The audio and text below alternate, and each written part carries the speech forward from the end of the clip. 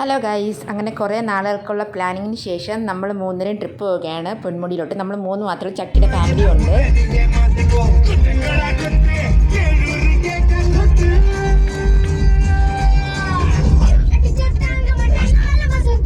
Full on വൈബായിരുന്നു trip. എല്ലാ പിള്ളേരും ആൻറ്റിമാരും എല്ലാം ഫുൾ ഡാൻസ് ആയിരുന്നു.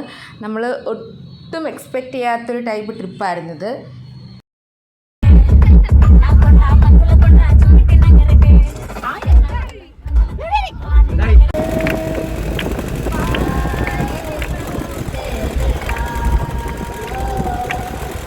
എല്ലാ എൻജോയ്മെൻറ്റും ഫണ്ണിന് ശേഷം നമ്മൾ ഡെസ്റ്റിനേഷനിലോട്ട് എത്തിച്ചേർന്നു. പക്ഷേ ഏറ്റവും വലിയ കോമഡി, നമ്മൾ മൂന്നരും വീട്ടിൽ ഇന്ന ഡ്രസ്സൊക്കെയാണ് ഇട്ടുകൊണ്ട് വന്നത്. നോക്കിയപ്പോൾ എല്ലാവരും നല്ല ഡ്രസ്സൊക്കെ ഇട്ടാണ് കളിക്കുന്നത്. നമ്മൾ വെള്ളത്തിൽ കളിക്കണമെന്നും പറഞ്ഞ് വീട്ടിലുള്ള ഡ്രസ്സൊക്കെയാണ് ഇട്ടുകൊണ്ട് വന്നാൽ ഞാനും ചക്കിയും ട്വിന്നിങ് വരെ ചെയ്ത് നല്ല സെയിം ഔട്ട്ഫിറ്റ് ഇരിക്കട്ടെ എന്നൊക്കെ പറഞ്ഞ് വെള്ളത്തിൽ കളിക്കാൻ. ഡുണ്ടുവാണെങ്കിൽ അപ്പുറത്തെ വീട്ടിൽ നിന്ന് ഇറങ്ങി വരും പോലെയൊക്കെയാണ് കയറി വന്നത്. പിന്നെ അതിന് ശേഷം ട്രക്കിംഗ് ആയിരുന്നു.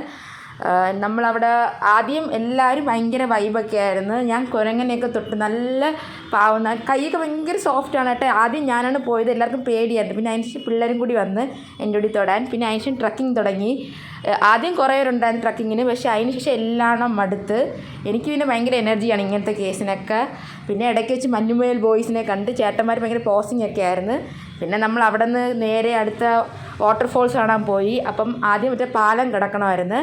പിന്നെ അത് കടന്ന് നമ്മൾ വാട്ടർഫോൾസിൻ്റെ അടുത്തെത്തി. പക്ഷേ എല്ലാവരും മടുത്ത് വരാൻ വേണ്ടി.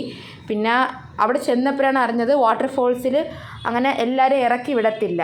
എന്ന് വെച്ചാൽ വെള്ളം കൂടുതലാണ്ട് ഇറക്കിയൊന്നും വിടത്തില്ല. പിന്നെ നമുക്ക് തോന്നി ഇവിടെ വരെ വന്നത് ഇച്ചിരി വേസ്റ്റായിപ്പോയി. ആ സമയം നമുക്ക് വെള്ളത്തിൽ കളിക്കാറുണ്ട്. അത് നമ്മൾ ഡെസ്റ്റിനേഷനിലെത്തിയിരിക്കുന്ന കല്ലാണ്, കുറച്ച് കാണാം നടക്കാൻ.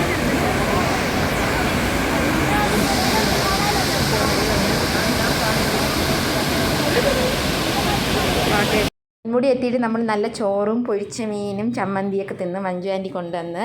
പിന്നെ അവിടെ നിന്ന് പൊന്മുടി എത്തിയപ്പോൾ എനിക്കാദ്യം അത്ര ഫണ്ണ് തോന്നിയില്ല. ഞാൻ പിന്നെ ബസ്സിലൊക്കെ പോയി കിടന്ന് ഉറങ്ങാൻ നോക്കി. എന്ന് വെച്ചാൽ ഭയങ്കര വെയിലായിരുന്നു. നമ്മൾ എത്തിയ സമയം ഉച്ചയൊക്കെ ആയതുകൊണ്ട്. പിന്നെ ചക്കിയും ഡുണ്ടും എന്നെ വലിച്ചെടുത്തുകൊണ്ട് പോയി. ഫണ്ണുണ്ട്, ഇപ്പം മഞ്ഞൊക്കെ കോടയൊക്കെ വന്നെന്നൊക്കെ പറഞ്ഞ് പോയി. പിന്നെ നമ്മൾ മലയുടെ ഹിൽ ടോപ്പിൽ ചെന്നപ്പോൾ നല്ല വൈബ്, എന്ന് വെച്ചാൽ നല്ല രസമുണ്ടായിരുന്നു. ഫുൾ മഞ്ഞായിരുന്നു. നമ്മൾ കഴിഞ്ഞ വട്ടം വന്നേ കാട്ടിൽ ഫണ്ണ് ഈ വട്ടത്തെ ട്രിപ്പിനുണ്ടായിരുന്നു. ലാസ്റ്റിൽ വന്നപ്പോൾ ഇങ്ങനെ കോടയൊന്നും ഇല്ലായിരുന്നു. ക്ലൈമറ്റ് കോൾഡ് ആയിരുന്നു, നല്ല ഹോട്ടല്ലാത്തൊരു ക്ലൈമറ്റാണ്. പക്ഷേ ആദ്യമായിട്ടാണ് നമ്മൾ പൊന്മുടി പോയിട്ട് കോടയൊക്കെ കാണുന്നത്. നമ്മൾ ഹിൽ ടോപ്പിൽ കുറേ നേരം നിന്നു, എല്ലാവരും ഫോട്ടോസൊക്കെ എടുത്തുകൊണ്ടിരുന്നു.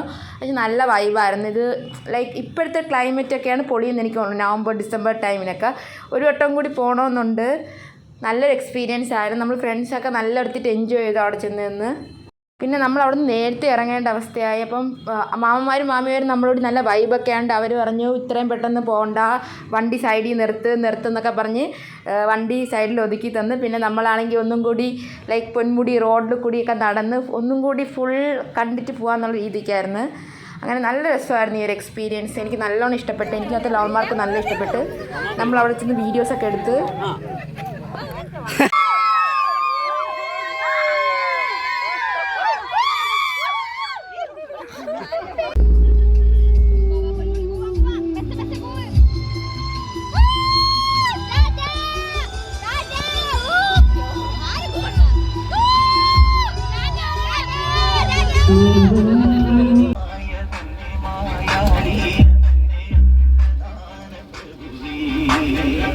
ഇപ്പൊക്കെ കഴിഞ്ഞ് വീട്ടിൽ എത്തിയപ്പോൾ മഞ്ജു ആൻറ്റി നമുക്ക് പൊറോട്ട ചിക്കനൊക്കെ മേടിച്ചെന്ന്. പിന്നെ ചക്കിയുടെ വീട്ടിലാണ് ഇന്നത് സ്റ്റേ.